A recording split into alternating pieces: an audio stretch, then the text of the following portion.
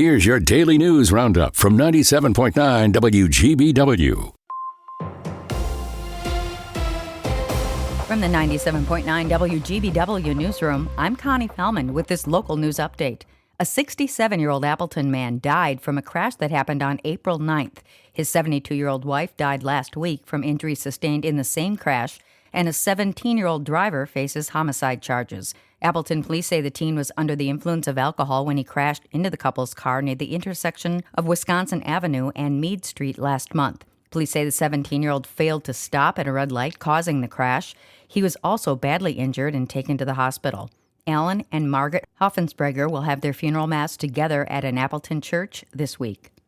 It'll be at least a year and a half before any data centers come to Manitowoc County. The Manitowoc County Board voted on Tuesday for an 18-month moratorium on data centers in the county. The moratorium gives the county time to research and draft specific zoning laws if a company wants to build a data center there. A recent Marquette Law School poll shows more than two-thirds of Wisconsin voters think the cost of data centers outweigh the benefits. Some beagles rescued from a central Wisconsin research breeder touched grass for the first time ever last Friday, rescuers say. The operation to remove 1,500 dogs from Regland Farm started last week. 150 of those dogs came to the Wisconsin Humane Society's Green Bay campus. Rescuers say it's the first time many of these dogs have smelled the outdoors or seen the sky. The Humane Society will provide medical care and behavioral support until the dogs are ready to be adopted. Shelter workers note the dogs will need extensive behavioral support due to severe confinement and lack of socialization. People in Green Bay joined thousands across the nation last Friday to stand up for workers' rights. Supporters of a $20 minimum wage gathered at Green Bay's Labor Temple, holding signs and singing songs of support for workers. Organizer Garnet DeGrave calls May Day the original Labor Day and says it's time Wisconsin's minimum wage caught up with the cost of living. This event has grown to something amazing. We are demanding real rights for workers. We're demanding a living wage for everybody. And that starts with a $20 minimum wage that is being introduced to the Wisconsin state legislature. This bill benefits everybody, left or right. It's about making sure that workers are making enough to be able to pay their bills, eat quality food, and be able to make sure that they can afford rent and maybe even to own a house one day. DeGrave says Wisconsin workers earning the current minimum wage need to have multiple jobs just to afford a place to live. Wisconsin's minimum wage is currently $7.25 an hour. DeGrave says a single person in Brown County would have to make around 3 times that amount just to support themselves.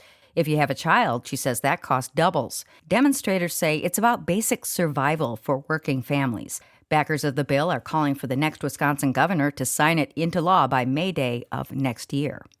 A northern Wisconsin bar owner is hoping he'll be that next governor, but there's already controversy surrounding his name. Kirk Bangstad, owner of Minocqua Brewing Company, announced his candidacy for governor over the weekend. Bangstad recently drew the attention of the FBI and U.S. Secret Service with his response to last Saturday's attempted assassination of President Trump. He repeated his offer to, quote, hold a free beer day promotion when Trump dies. Bangstad said he will run on a platform of saving democracy.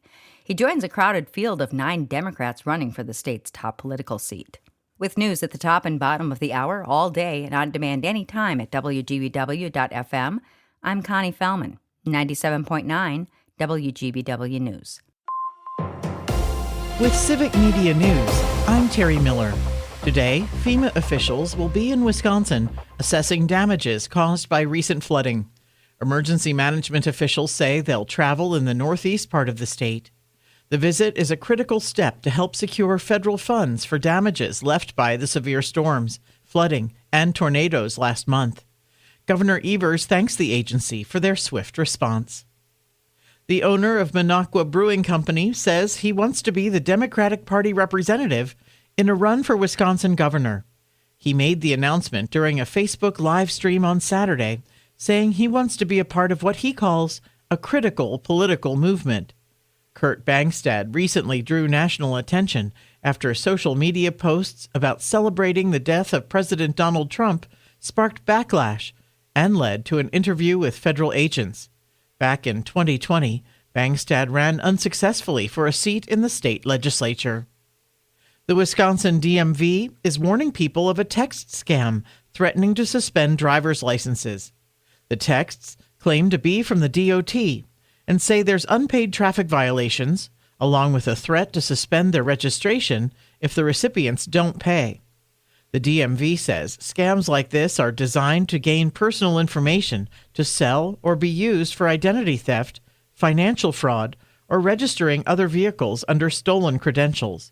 The agency is advising people to check the sender, not respond, and not click on any links that are sent.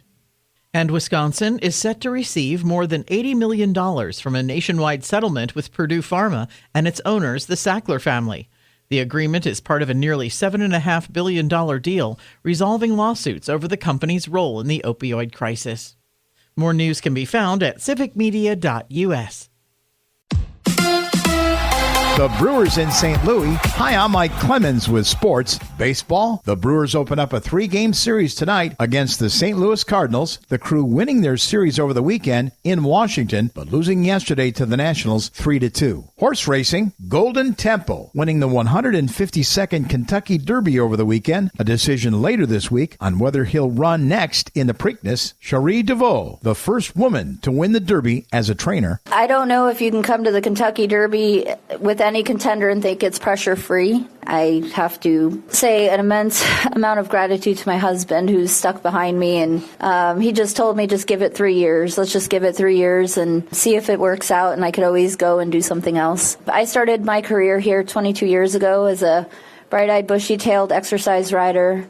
And I would not believe that I would be sitting up here today. That's trainer Cherie DeVoe with sports. I'm Mike Clemens. It is going to be sunny and mild today with a chance of scattered thunderstorms by later this afternoon and into this evening. Our high today in the low to mid 70s. Tonight, partly to mostly cloudy. There could be an isolated evening shower lingering around. Low to mid 40s tomorrow. Mostly cloudy and cooler with a high in the 50s. I'm meteorologist Sean Cable. That's your Green Bay News Roundup from 97.9 WGBW. Subscribe to this podcast on Spotify, Apple, or wherever you get your podcasts. And find more news anytime at WGBW.FM.